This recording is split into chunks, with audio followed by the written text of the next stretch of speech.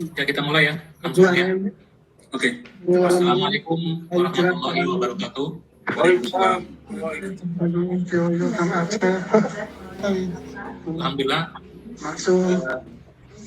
hari ini kita akan berdiskusi ya tentang tentang masalah yang utama adalah yang khusus pidana korupsi. Sebulan lah itu. Alhamdulillah hadir pada diskusi kita hari ini. Saya juga manggil Bang Dullah, Bang Dullah dari Jakarta. Iya. Ya, beliau adalah ya mantan ketua KPK dan sudah di bidang tindak pidana korupsi. Nanti kita dengar pembahasan dari beliau yang kemudian oleh Bang Herman Kadir.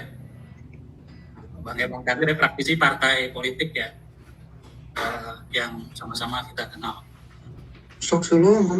Ini waktunya 1 jam. Kemudian juga selamat datang ya, selamat bergabung teman-teman yang sudah bergabung. Hari ini kita akan dengan waktu terbatas akan membahas, nanti akan dibahas oleh Bang Dullah dan Bang Herman Kadir tentang ya pernyataan yang beberapa minggu ini kita dengar, pernyataan yang pro dan kontra Bapak Presiden kita mengenai kemungkinan memaafkan koruptor. Mengenai kemungkinan memaafkan koruptor, ini kan menuai pro dan kontra ya. Kita sudah sama-sama dengar melalui media mainstream ataupun di media lain, di Facebook dan sebagainya. Itu ceritanya ya viral ya. Nah, ini pernyataan seorang presiden ya, yang seharusnya beliau sebagai presiden bisa ya menjaga segala macam ucapannya agar tidak salah penafsiran ya didengar oleh masyarakat. Pernyataan presiden ini ya membuat pro dan kontra di tengah-tengah masyarakat. Yang pro menganggap bahwa presiden ini ya merupakan apa ya, semacam pendekatan rekonsiliasi ya. Koruptor itu dilihat sebagai langkah rekonsiliasi untuk apa ya, mendorong pengembalian aset negara tanpa proses hukum yang panjang dan berlarut-larut ya. Jadi mungkin ini bisa dijadikan model, dianggap mempercepat pemulihan kerugian negara yang ataupun mereka yang pro terhadap pernyataan dari Pak Presiden ini ya, selain tadi pendekatan rekonsiliasi, yang kedua mungkin ada, kita tahu bahwa ada proses hukum terhadap korupsi itu kan membutuhkan waktu, tenaga, biaya yang besar ya. Sehingga mungkin pendekatan ini ya, memaafkan ini mungkin dapat menghemat segala macam sumber daya dengan efisiensi waktu dan biaya supaya pengembalian aset ini akibat kerugian negara itu tidak terlalu lama. Banyak ada pernyataan yang pro juga, misalnya memberikan semacam peluang perbaikan ya dalam pengembalian uang negara ya. Itu kan pengembalian aset negara itu secepat mungkin kan dapat berkontribusi pada pembangunan ya. Jadi semacam langkah memberikan kesempatan ya yang kedua kepada koruptor. Sedangkan yang kontra terhadap pernyataan seorang kepala negara ini memang di beberapa hari yang lalu pernyataan ini diperbaiki oleh Pak Presiden, bahwa pernyataan memaafkan koruptor itu beliau bilang ini memberikan macam penguatan moral ya, keagamaan kepada para koruptor supaya bukan memaafkan.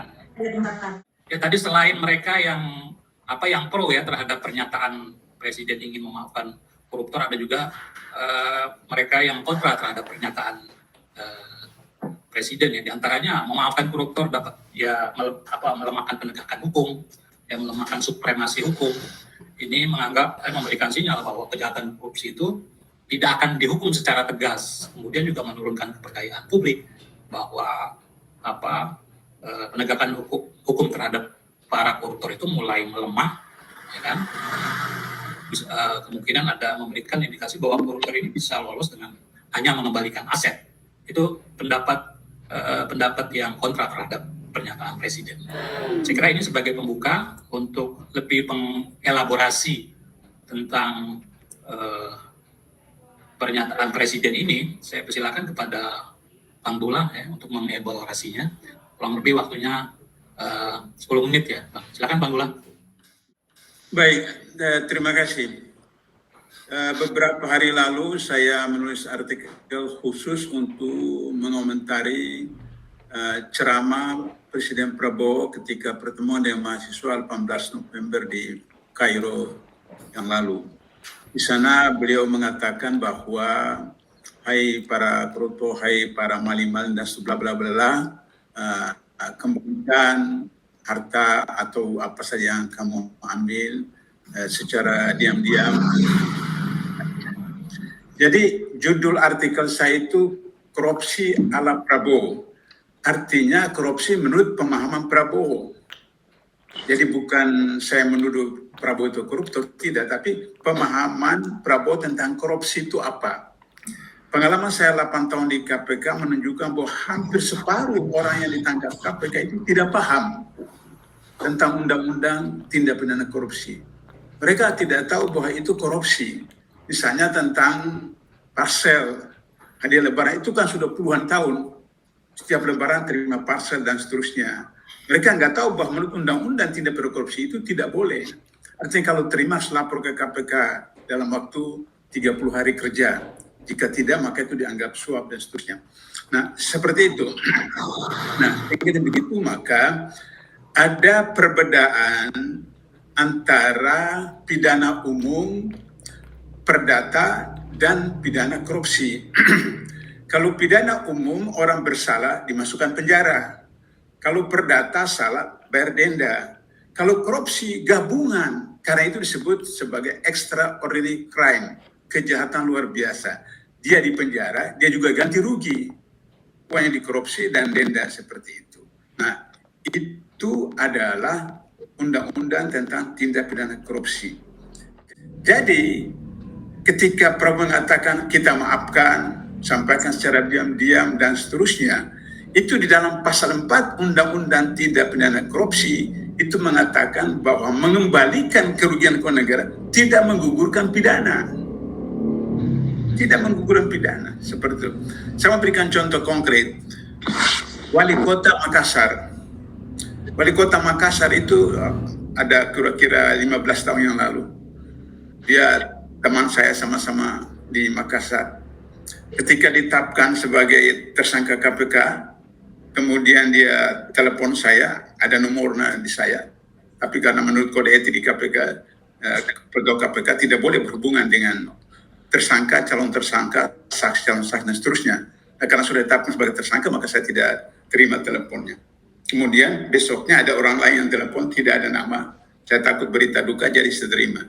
Kemudian dia beritahu, bagaimana kalau Abang Wali Kota Makassar jangan diproses hukum. Saya katakan, beritahu beliau kerjasama dengan KPK, ikhlas menerima hukuman, mudah-mudahan itu jadi keparat buat dia di akhirat kelak. 100 juta yang diterima dalam kasus alat apa dulu itu yang dia oleh Kementerian Dalam Negeri, itu dia kembalikan kepada penyidik KPK, maka hukumannya rendah. Artinya mengembalikan itu membantu dia untuk meringankan tuntutan jaksa, dan kemudian di pengadilan hakim juga menjatuhkan hukuman rendah. Saya kira sekitar cuma 3 tahun barangkali, seperti itu. Nah, itu contoh bahwa mengembalikan kerugian keuangan negara tidak menggugurkan pidana. Itu pertama.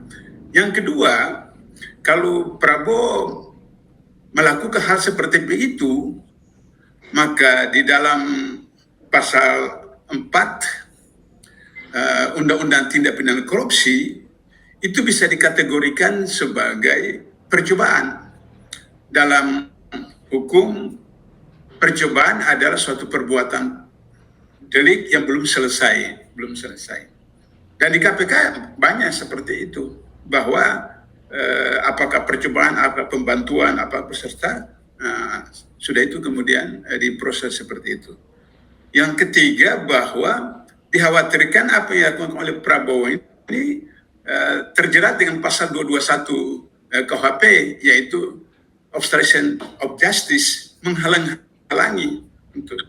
Bahkan kalau kita baca pernyataan Mahfud MD, mengatakan itu bisa kemudian dikategorikan sebagai bekerja sama atau melindungi daripada koruptor seperti itu. Karena itu maka saya di dalam artikel saya itu saya menyarankan agar supaya KPK mengundang Prabowo atau pimpinan KPK datang ke istana, kemudian melakukan klarifikasi apa yang dimaksud oleh Prabowo itu. Kalau misalnya dengan pertimbangan penjara itu penuh, oleh karena itu maka di dalam Islam tidak mengenal penjara. Di dalam Islam tidak mengenal penjara. Dalam Islam itu memperkenalkan hukum badan langsung. Mencuri, Al-Maidah 38, laki-laki perempuan Islam dipotong tangan. Kalau misalnya anak muda laki-laki dengan anak muda perempuan kemudian melakukan perzinahan, maka kemudian disebat 100 kali. Kalau suami berhubungan badan dengan perempuan lain atau istri berhubungan badan dengan laki-laki lain, kemudian dirajam. Itu sudah bisa, sehingga memang efisien, efektif seperti itu. Kalau penjara sekarang tidak ada orang yang, saya koreksi, hampir tidak ada orang yang dalam penjara itu bertobat 100%. Saya pernah di penjara ketika mahasiswa demonstrasi di Makassar. Saya menemukan bahwa di luar dia tidak narkoba, masuk penjara narkoba. Di luar tidak homoseks, dalam penjara korban homoseks. Sama para senior-senior. Perempuan di luar tidak korban lesbian, dalam penjara lesbian seperti itu. Jadi pengalaman saya menunjukkan bahwa penjara itu hanya pindah tempat. Dari rumah ke penjara. Di rumah tidur di kasur, di penjara juga bisa tidur kasur, tinggal bayar kepada petugas penjara. Di rumah bisa nonton TV, maka di penjara juga bisa nonton TV. Kita datang ke penjara di Bandung, itu seperti hotel. Mereka tinggal bayar berapa juta, berapa seperti itu. Jadi saya setuju dengan pendapat Prabowo dalam konteks agar supaya tidak beban bagi negara dalam membiayai ribuan, puluhan ribu orang narkoba, puluhan ribu orang koruptor dan seterusnya itu, maka tidak perlu penjara, langsung saja diproses. Kenapa narkoba bisa dijatuhi hukuman mati? Kenapa koruptor tidak bisa? Di dalam pasal 2 ayat 2 Undang-Undang Tindak Pidana Korupsi dikatakan bahwa dalam keadaan tertentu pidana mati dapat diberlakukan. Itu ada dalam pasal 2 ayat 2. Nah, sehingga begitu maka kita bisa istimbatkan kepada narkoba. Misalnya kalau narkoba sekian gram, kemudian dijatuhi hukuman sekian tahun, tapi kalau sekian kilogram dijatuhkan mati, maka kemudian kita analogikan dengan korupsi. Misalnya kalau cuma 1 miliar, mungkin potong jari kelingking kiri. 2 miliar, potong jari kelingking 2, 3 dan seterusnya. Sampai kemudian semua jari tangan potong. Kenapa Allah memberikan hukuman badan itu? Supaya ada sanksi sosial, menjerahkan masyarakat ketika seorang jalan tangannya buntu. Orang itu kenapa tangannya buntu? Oh, dia mencuri, dia korupsi dan seperti itu.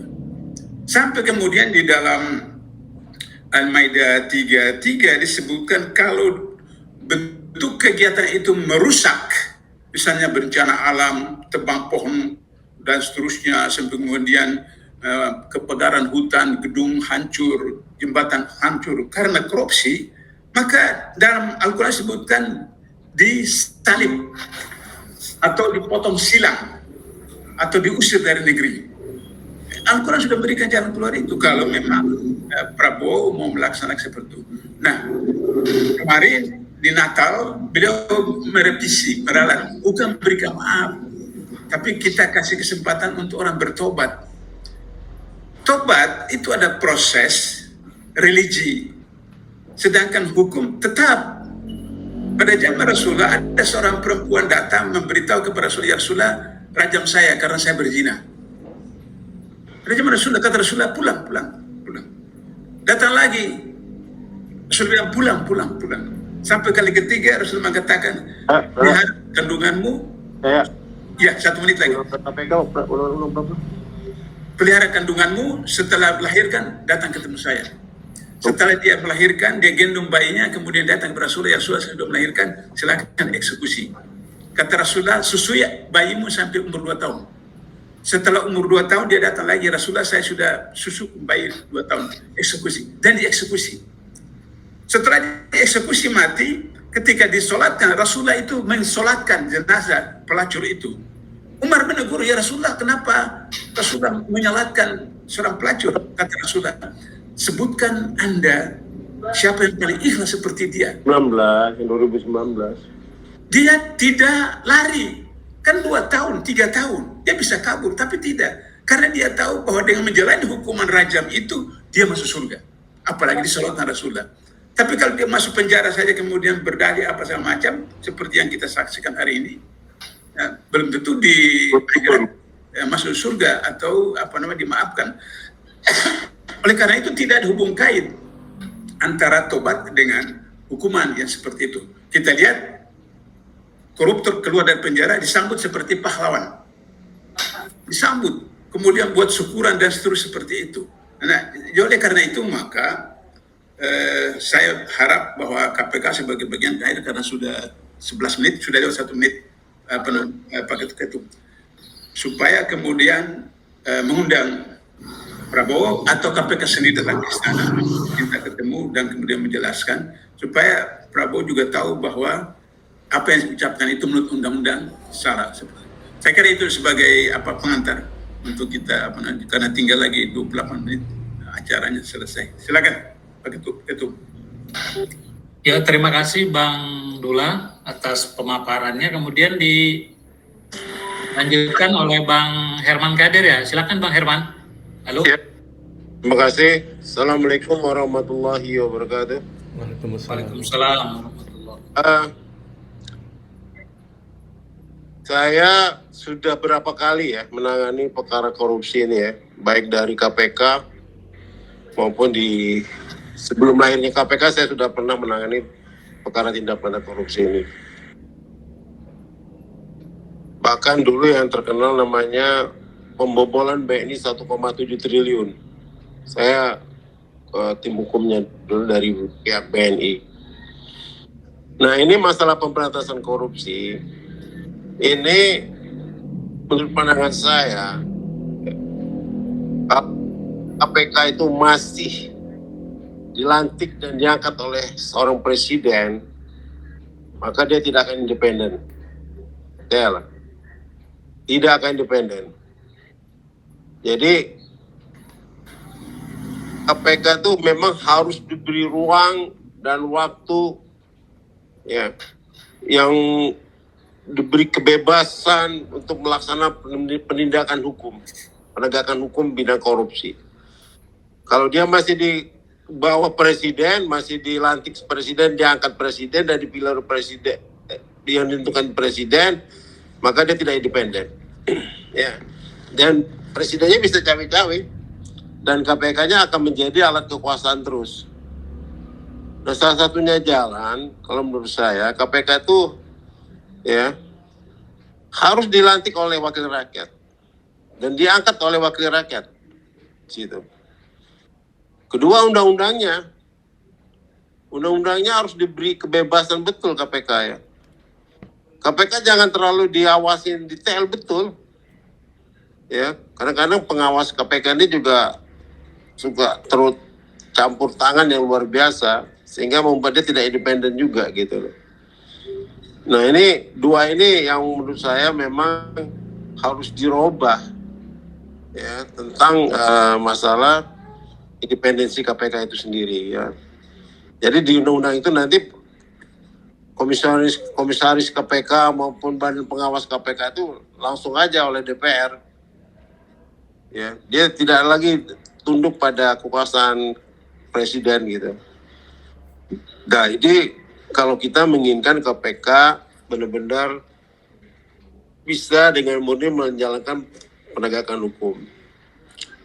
Ini kita bisa lihat lah si Firly kemarin waktu dia ketua KPK itu luar biasa, hancur benar KPK itu dan memalukan sekali gitu loh. Artinya ada seorang ketua KPK yang itu di melaksanakan tugasnya tidak independen gitu loh. Kelihatan sekali tuh permainan dia bahwa dia pesan kekuasaan itu dia mainkan gitu loh. Nah ini yang menurut saya yang harus dibuat sedemikian rupa, dirubah undang-undang KPK itu di bagaimana supaya dia benar-benar menjadi independen. Saya sangat tidak setuju kalau KPK dibubarkan, nggak setuju saya. Bagaimanapun KPK itu masih lebih baik lah dari Polda, dari kepolisian maupun kejaksaan. Ya. Ini kasus Emir Muiz, kasus yang timah, bayangin aja cuma 6 tahun hukumnya, korupsinya triliunan, itu luar biasa banget gitu loh. Ya, klien saya dulu hukumannya korupsi cuman merugikan negara 18 miliar. Diponis 7 tahun gitu loh. 18 M diponisnya 7 tahun. Kan luar biasa itu. Bedanya jauh sekali. 300 triliun diponis 6,5 tahun. Yang korupsi 19 miliar cuman 7 tahun coba. Bayangin aja. Jadi ini udah di depan kasat mata ya, permainan kotor seperti ini, bidang korupsi ini luar biasa. Nah, menyangkut masalah pernyataan saudara Prabowo sebagai seorang presiden, itu sebenarnya aku sih nggak nyalain Prabowo-nya. Tim hukumnya itu yang perlu disalahkan. Tim hukumnya itu.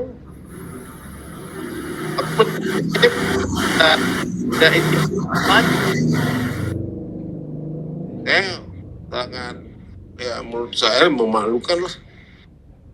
Ada profesor doktor bidang hukum di situ, coba.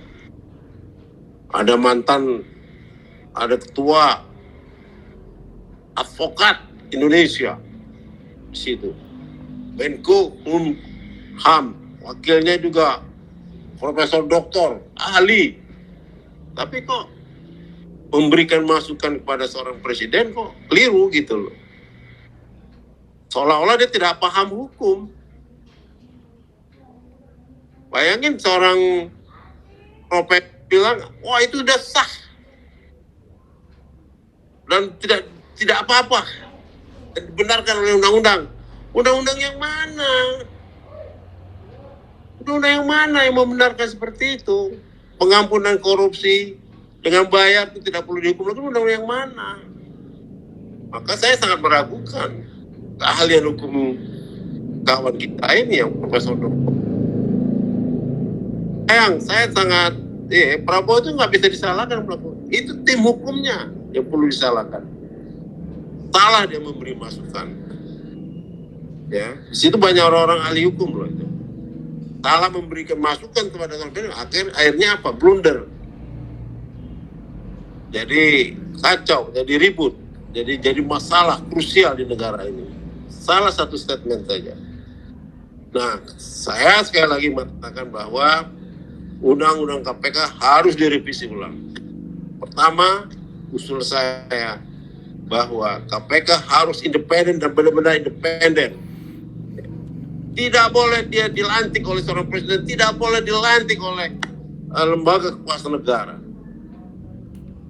Independen. Untuk membuat independen dia adalah dilantik dan diangkat oleh wakil rakyat DPR RI. Itu udah selesai udah. Nggak usah lagi ke presiden. Ngapain lagi ke presiden? Dilantik sama presiden lagi. Waduh. Ada wawancara 10 orang. Presiden juga nentukan cawe-cawe. Bagaimana ini aku bilang? Dari seleksinya aja udah salah. Bayangin aja nih kasus Asto coba. Seorang mantan presiden masih bisa bermain di sini. kan luar biasa itu. Saya sangat yakin itu pasti ada keterlibatan cawe-cawenya mantan presiden kasus Asto itu. Nggak boleh itu seperti itu. Artinya apa? Jelas sekali KPK itu tidak independen. KPK itu masih di bawah kekuasaan seorang presiden. Kalau masih seperti itu juga begitu. Begitu juga dulu zaman Megawati mau mengatur-ngatur juga. Kasus Harun Masiku itu kan parah. Sangat parah penegakan hukumnya. Artinya apa? Jelas sekali KPK. Jadi artinya apa? Jadi kalau kita ingin KPK itu benar-benar dia penegakan hukumnya bagus, dia harus independen. Cukup aja KPK diangkat dan dilantik oleh DPR, selesai itu udah. Mesti dia kesempatan. Dia bisa masuk ke TNI, bisa masuk ke kepolisian, bisa masuk ke ranah pengadilan. Orang ini korupsi yang besar itu sekarang di ranah penegakan hukum ini. Ngeri kita. Transaksi di Mahkamah Agung itu udah triliunan, coba. Bayangin aja. Ya. Artinya itu harus diberantas tuntas oleh KPK.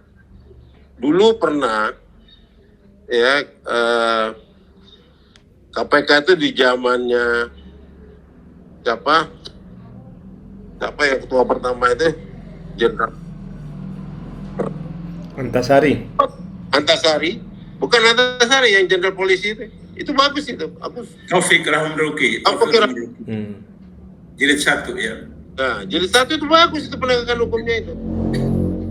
Setelah begini kesininya ini, waduh berantakan semua jadinya.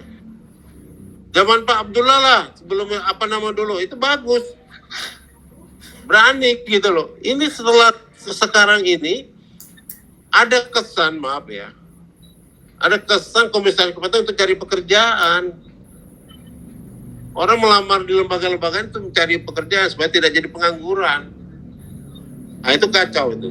Kalau masih ada cara-cara seperti itu, berpikiran seperti itu, rusak sudah.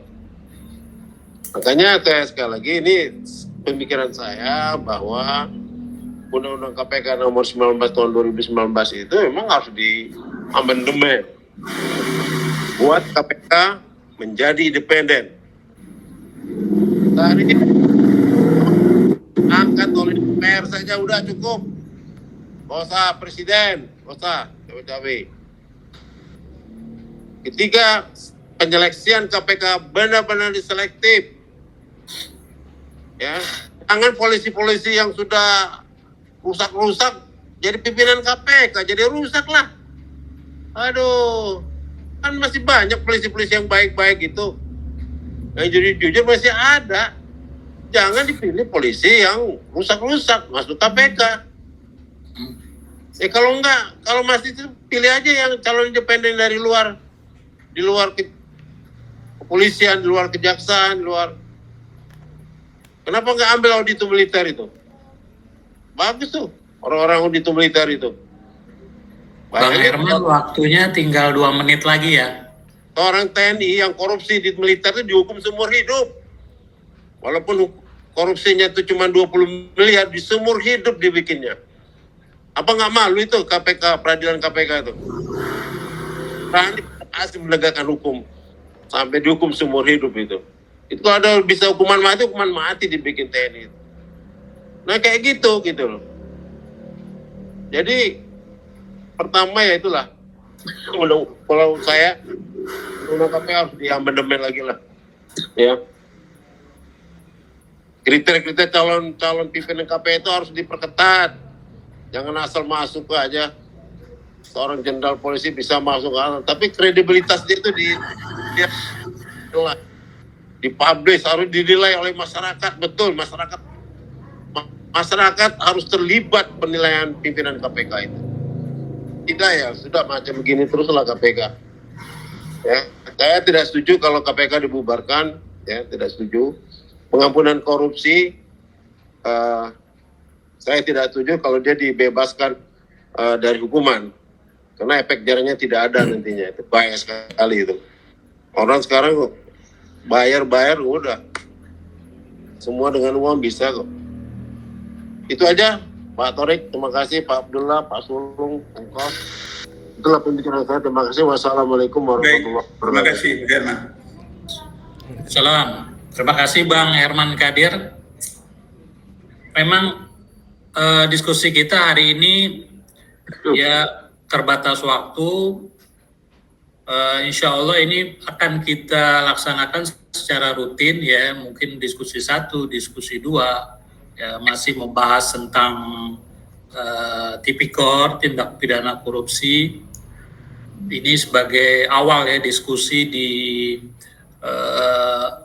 Ormas Perhimpunan Advokat Perubahan Indonesia ya, yang diketuai Bang Herman Kadir dan beberapa temannya yang lain yang terlibat. Ya. Ini masih ada waktu sekitar 10 menit Kang Sulung ya? 20 Pak Ketum. 20 menit ya, silakan kalau ada. Ya, saya mau tambah sedikit. Ya. Ya, tadi disinggung oleh Pak Herman Kadir bahwa ada profesor staf di Prabowo yang salah berikan advice. Saya pikir itu benar karena ada profesor itu mengatakan begini, presiden punya hak prerogatif amnesti, gerasi, abolisi dan seterusnya. Tapi dia lupa bahwa hak prerogatif presiden itu digunakan setelah ada putusan pengadilan yang berkekuatan hukum tetap. Itu lupa. Karena itu yang dikasih remisi narapidana itu sudah narapidana, baru remisi 17 Agustus, kemudian ini remisi. Jadi sudah ada putusan pengadilan berkekuatan hukum tetap, baru presiden bisa menggunakan apakah gerasi, apakah amnesti, apakah abolisi dan seterusnya. Seperti itu. Ini belum apa-apa, proses hukum juga belum seperti itu. Itu satu. Yang kedua, ada pengecualian dalam soal kerugian keuangan negara, yaitu di duane, kemudian di pajak, ada namanya PPNS. Gitu. Tapi kalau di pajak, KPK pernah tanya kasus pajak, itu ketika terjadi gratifikasi atau terjadi suap, maka itu ditangani oleh KPK. Tapi kalau misalnya soal pembayaran pajak, penyumbang pajak, di duane, di bea cukai, itu masuk dalam koridor PPNS sehingga bisa dikembalikan keuangan negara itu tanpa diproses hukum. Tapi kalau misalnya berkaitan dengan korupsi, yang ada 30 perbuatan korupsi di dalam undang-undang tidak pidana korupsi, itu tidak bisa, harus diproses. Satu. Yang kedua, saya setuju dengan Bang Herman bahwa KPK harus independen, karena itu dalam artikel saya kemarin itu saya menyerangkan Prabowo terbitkan Perpu, kembalikan undang-undang KPK yang lama, undang-undang nomor 30 2002, kembalikan KPK yang lama. Undang-undang KPK yang lama itu menempatkan KPK sebagai lembaga negara yang independen. Jadi dia bukan di bawah presiden, KPK pertama. Di bawah, cuma begini Bang Herman, kenapa kemudian harus disampaikan ke DPR? Karena DPR punya hak budgeting. Jadi semua kementerian lembaga negara anggarannya ditetapkan oleh lembaga legislatif, baik DPR untuk APBN, DPRD untuk APBD. Tapi saya kurang setuju kalau DPR melakukan fit and proper test. Kenapa? Karena DPR itu partai politik, dan partai politik itu punya kepentingan politik. Sehingga demikian, maka kenapa Firly itu bisa terpilih? Waktu Firly jadi deputi penindakan KPK, saya diundang oleh pengawas internal KPK sebagai ahli untuk diminta keterangan saya apakah yang dilakukan oleh Firly itu bertentangan dengan kode etik atau tidak. Saya kemudian datang sebelum bukan pertanyaan, saya ditanyakan video kecil, 2 video kecil. Lantas saya bilang, ini bukan pelanggaran kode etik, ini kata teman-teman pengawas internal KPK itu kenapa? Mereka mengatakan bahwa pegawai KPK, orang KPK tidak boleh berhubungan langsung maupun tidak langsung dengan tersangka, calon tersangka, saksi, calon saksi dan keluarga. Ini Firly diperlukan 2 kali dengan gubernur yang sedang diawasi oleh KPK. Nah, sehingga begitu, maka kemudian Majelis Kode Etik di KPK, waktu itu belum ada pengawas seperti itu menjatuhkan hukuman bersalah. Cuma SOP di KPK yang mengeksekusi itu adalah putusan pimpinan. Sebelum turun putusan pimpinan KPK, karena Firly itu satu kampung dengan Kapolri, ditarik oleh Tito jadi Kapolda di Sumatera Selatan. Nah, dia sebagai Kapolda Sumatera Selatan ikut seleksi pimpinan KPK sampai lolos di pansel, sampai ke DPR, aklamasi, terpilih jadi ketua KPK.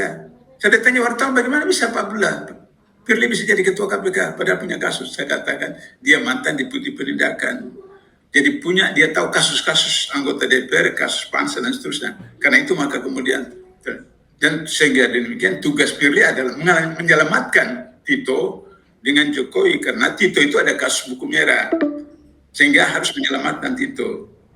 Jokowi tidak terlibat langsung, tapi ada ipar Jokowi itu terlibat dalam kasus pembebasan pajak dalam kasus buku merah itu. Sehingga itulah kemudian yang disebut oleh Bang Herman Kadir tadi itu rusak betul ketika Firly jadi ketua KPK. Itu luar biasa seperti itu. Nah, jadi saya menyarankan dalam buku saya, Jihad Memberantas Korupsi tahun 2014, di sana saya menyarankan agar supaya pansel itu adalah orang yang beda-beda tipis dengan malaikat.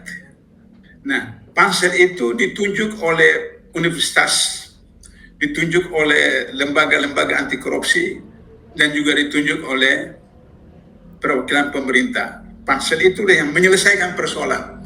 Setelah di pansel sudah selesai, baru dibawa ke DPR, tapi bukan fit and proper test. DPR hanya menyatakan menerima atau menolak. Kalau fit and proper test, maka itulah yang terjadi seperti yang selama ini seperti itu. Nah, sehingga dengan begitu maka kemudian pimpinan KPK yang baru itu betul-betul bisa independen. Yang kedua, mereka sudah tidak punya urusan pribadi. Tidak lagi urusan pribadi. Jadi anak-anak yang sudah selesai kuliah, dia sudah punya rumah sederhana, sudah punya kendaraan sederhana, ada pensiunnya untuk apa dan seterusnya. Sehingga di KPK itu dia betul-betul hanya jihad untuk memberantas korupsi. Apapun risiko nyawa pun dia berikan. Kalau sekarang seperti kata Bang Herman Kadir tadi, data mereka memang mau sebagai cari pekerjaan, ya masuk siapa itu yang namanya yang paling muda umur belum 40 tahun itu, belum 45 tahun itu, kemudian mengajukan gugatan ke MK sehingga dinaikkan diturunkan batas umur, sehingga kemudian dia masih tadinya 4 tahun menjadi 5 tahun seperti itu. Nah, sehingga dengan begitu maka kemudian KPK bisa kembali betul-betul. Yang kedua, saya usulkan supaya Prabowo sampaikan kepada pimpinan KPK agar supaya menarik kembali Novel Baswedan dengan teman-temannya 56 orang itu kembali ke KPK. Saya kenal mereka 8 tahun. Ini orang-orang yang memang selalu berantem dengan Firly. Firly jadi deputi penindakan itu 20 kasus OTT bocor. Itu Firly seperti itu. Nah, sehingga dengan demikian maka ketika mereka tahun 2020 itu Novel dengan teman sudah meminta pimpinan harus menetapkan tersangka Hasto tahun 2020, karena ini kan buntut pemilu 2019 seperti itu. Karena Firly itu melindungi ya, akhirnya kemudian terjadi seperti itu. Sekarang sudah cerai, baru bongkar-bongkaran. Nah, jadi pada wartawan tanya saya apakah Hasto ditangkap, saya bilang bergantung dari talak antara Jokowi dan Mega ini, talak 1, talak 2, atau talak 3. Kalau talak 3, maka Hasto di penjara. Tapi kalau talak 1, talak 2, dia tidak di penjara. Karena kalau talak 1, talak 2 kan bisa rujuk kembali. Seperti itu. Karena apa?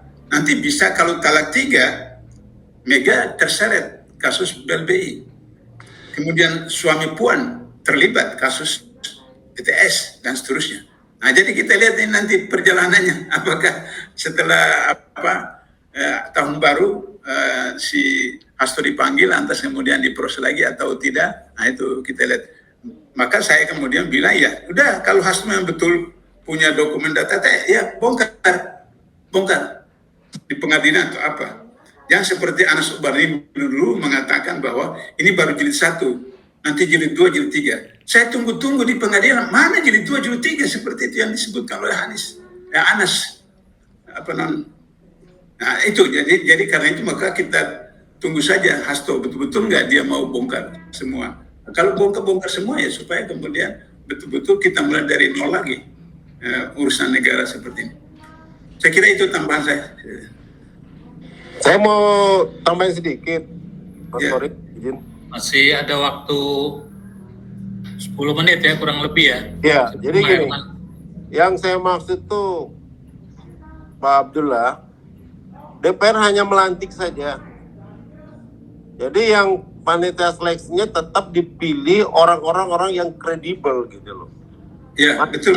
Yang dipilih orang-orang kredibel, orang-orang yang benar-benar ketakwaannya kepada Allah, keilmuannya di bidang hukum, integritasnya itu.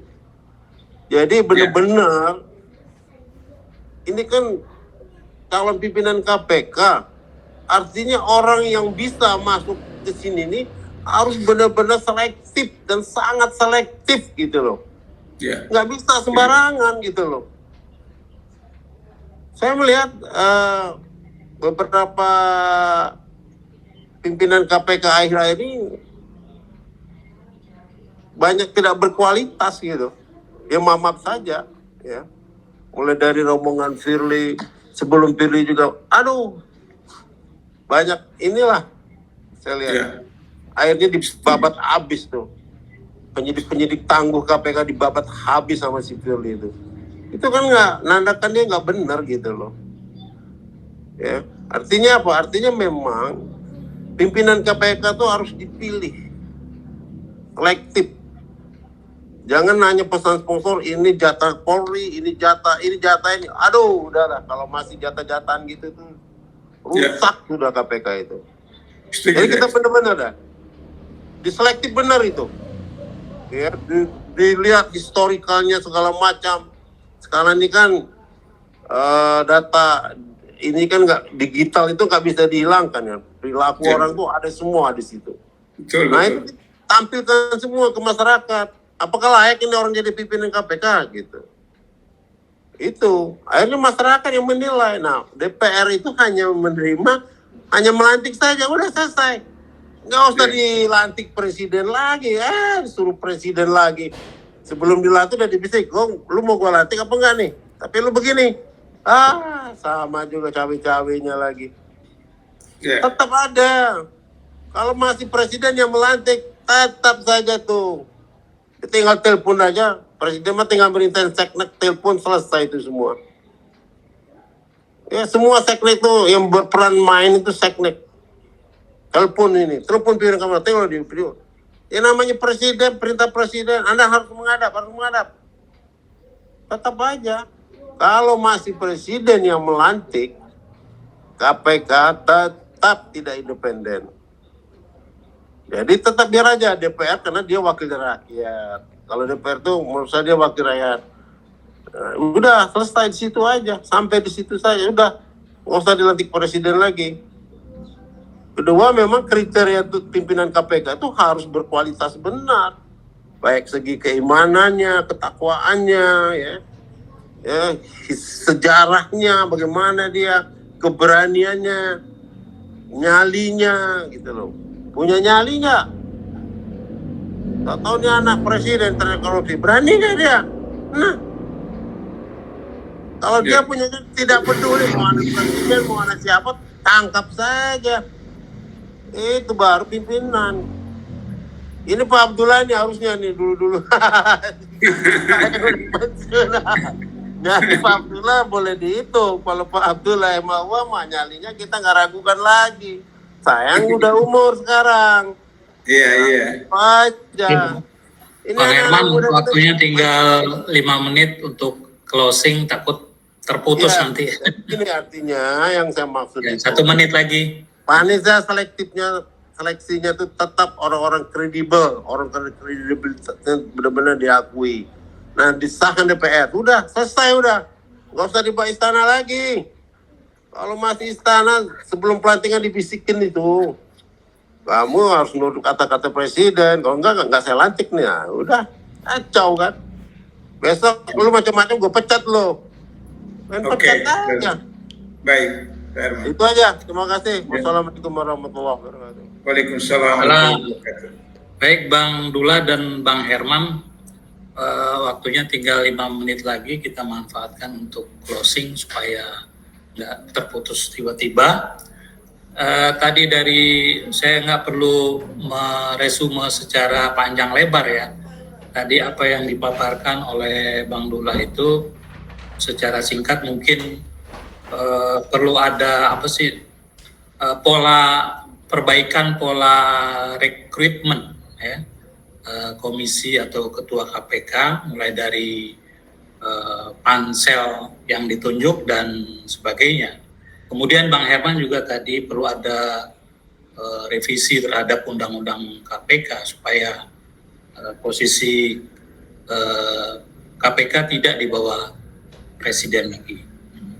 Kemudian yang bisa saya garis bawahi dari beberapa pembahasan tadi terkait dengan tema kita bahwa tadi dikatakan oleh Bang Dula sebenarnya presiden kita sudah merevisi mungkin keseleo lidah atau apa sehingga menimbulkan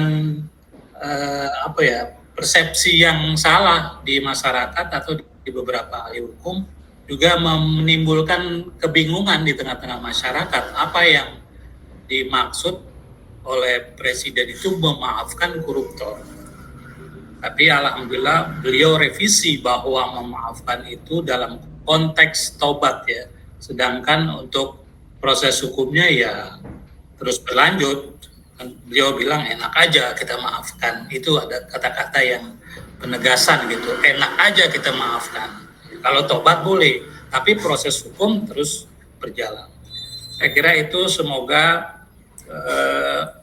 diskusi kita pada hari ini dengan harapan agar kepala negara sebagai pimpinan tertinggi negara ya di dalam membuat kebijakan atau statement lebih-lebih di bidang korupsi yang menjadi tracing dalam program beliau itu lebih tegas lagi ya, tidak memberikan ambigu atau persepsi yang bermacam-macam atau menimbulkan kebingungan di masyarakat. Mudah-mudahan untuk hari-hari ke depan beliau bicara secara tegas tentang bagaimana penegakan korupsi di Indonesia. Saya kira itu. Terima kasih kepada Pak Abdullah H. Mahua, Bang Dula, dan Bang Herman Kadir. Kemudian Kang Sulung. Ada tambahan nggak dari Kang Sulung? Silakan Kang Sulung. Nggak ada. Pak Torik. Kalau waktunya tinggal 2 menit ya Kang Sulungnya.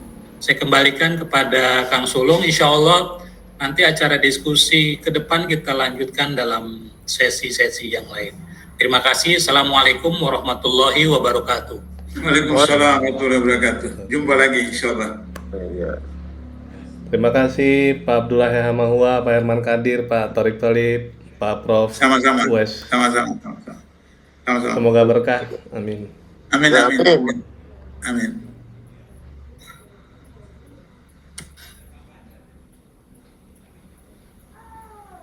Pak Ketum, makasih ya. Ini Makasih udah mau kelas. Ya.